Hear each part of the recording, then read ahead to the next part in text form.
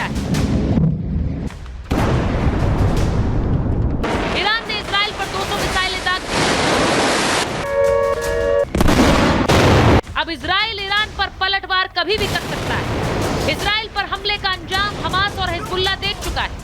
दुनिया भर की निगाहें इस बात पर है कि नेतन्याहू अब क्या करेंगे। क्या इजराइल कोई बड़ा हमला करेगा? नेतन्याहू ने चेतावनी भी ऐसी ही दी है। ערב איראן שוב תקפה את ישראל במאות טילים. המתקפה הזאת נכשלה. היא סוכלה בזכות מערך ההגנה האווירי של ישראל, שהוא המתקדם ביותר בעולם. इजराइल पर ईरान के हमले के बाद भारत में भी घमासान छिड़ गया है। ईरान के समर्थन में कई जगह रैलियां निकाली गई। ईरान के एक्शन को जस्टिफाई किया जा रहा है। बेशक कोई नहीं, खुशी का माहौल है और अभी जाहिर बात है कि हमारे दिल डूबे हुए, हमारे दिल गमज़दा थे शहीद हसन नसरुल्लाह की शहादत के ऊपर। कल ईरान ने जिस तरीके से इन रोते हुए चेहरों को हंसाने का काम करने की कोशिश की है और ईरान ने कल जिस तरीके से मर्दानगी का सबूत दिया है, ईरान ने जिस तरीके से इजराइल पर हमले किए हैं, हमें फ़ख्र है, हमें गर्व है इस बात के ऊपर। तो ये डिफेंसिव हमला है, ये अटैक नहीं है। और उसके बाद अब जो इजराइल करेगा वो अटैक होगा, उसको हम अटैक कहेंगे। ये सिर्फ डिफेंस हुआ है। इजराइल के समर्थन में लोग सड़कों पर उतर रहे हैं। सोशल मीडिया पर नेतन्याहू और मोसाद की कई तस्वीरें चल रही। नेतन्याहू को हीरो की तरह दिखाया जा रहा है। लोग कह रहे हैं कि इजराइल का बदला बहुत घातक होने वाला है। नेतन्याहू अब छोड़ेंगे नहीं। सोशल मीडिया पर इजराइल की डिफेंस सर्विसेज की कई तस्वीरें वायरल और भारत में लोग लिख रहे हैं कि मोसाद के लिए कुछ भी नामुमकिन नहीं, वो कहीं भी घुस सकता है। नसरल्लाह के समर्थन में जिस तरह से रैलियां निकली, उसके बाद यूपी में कल जुम्मे की नमाज को लेकर अलर्ट जारी हो गया है। नवरात्रि और जुम्मे की नमाज को देखते हुए संवेदनशील इलाकों में पुलिस की तैनाती बढ़ा दी गई। योगी का संदेश साफ कि लॉ एंड ऑर्डर के मामले में वो किसी तरह की कोताही बर्दाश्त नहीं करेंगे। ऐसे में अब सवाल ये है कि दिल्ली के संग्राम पर भारत में क्यों घमासान बन गया? महाभारत आज इसी पर।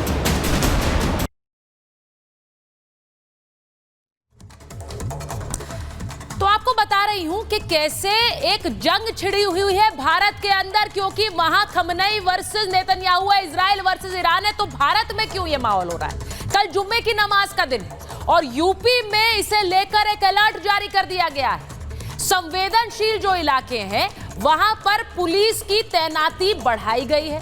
नसरल्लाह पर जो प्रदर्शन था वो आपने देखा, उसके बाद ये सतर्कता बढ़ाई गई है। मस्जिदों के बाहर भी पुलिस का सख्त पहरा है, मंदिरों के बाहर भी, कि कहीं किसी तरह की कोई भी ऐसी घटना ना हो जिससे कोई विवाद खड़ा हो।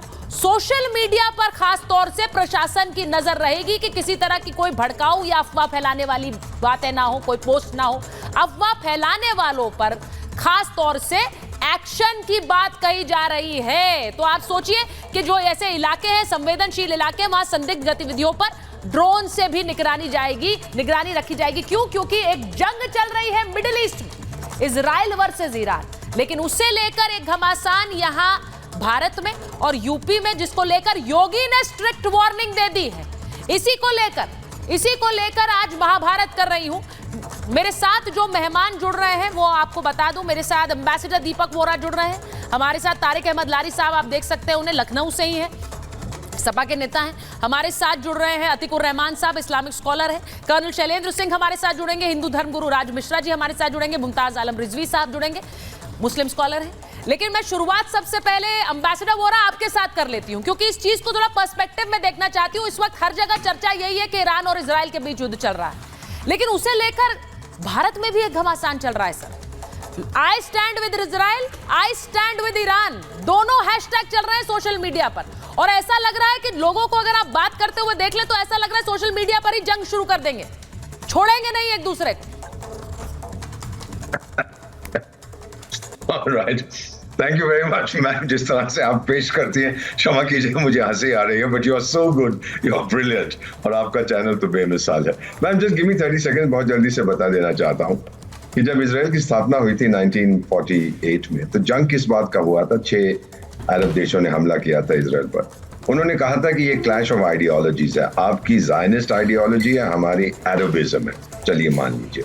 फिर आपका जंग हुआ था टेरिटरी पे, अरब लोग कहने लगे तो हमारे बाप दादा की जमीन है, यहूदी कहने लगे 2000 साल पुरानी हमारी जमीन है, आपकी तो 1500-1600 साल पुरानी जो आपका धर्म पैदा हुआ था। ये उनका कॉन्फ्लिक्ट था, आइडियोलॉजिकल एंड टेरिटोरियल। धर्म कहां से आ गया?